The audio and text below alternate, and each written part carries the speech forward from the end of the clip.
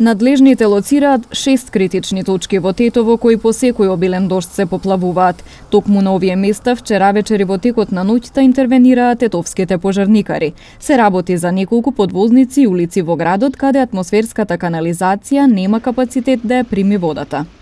Канализацијата не е доволна за да ги собере сите води што доаѓаат од по високите места што се и се собираат на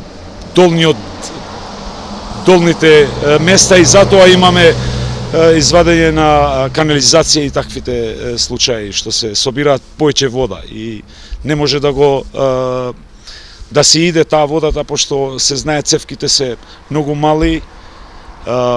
Знаеме од тоа дека има планови праени сега со новата власт што дошол у Тетово.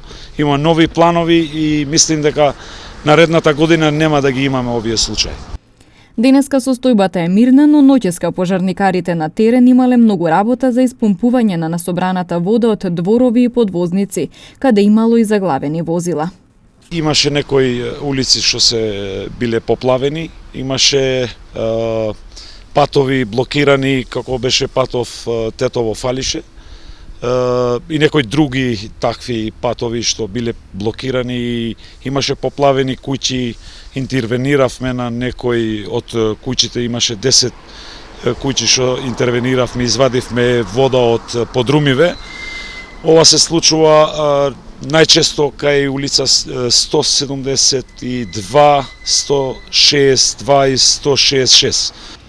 Од општина Тетово информираат дека се врши чистење на шахтите, а преку кризниот штаб ќе побараат санација и покривање на евентуалните штети, додека за долгорочно решение на проблемот изработен е проект.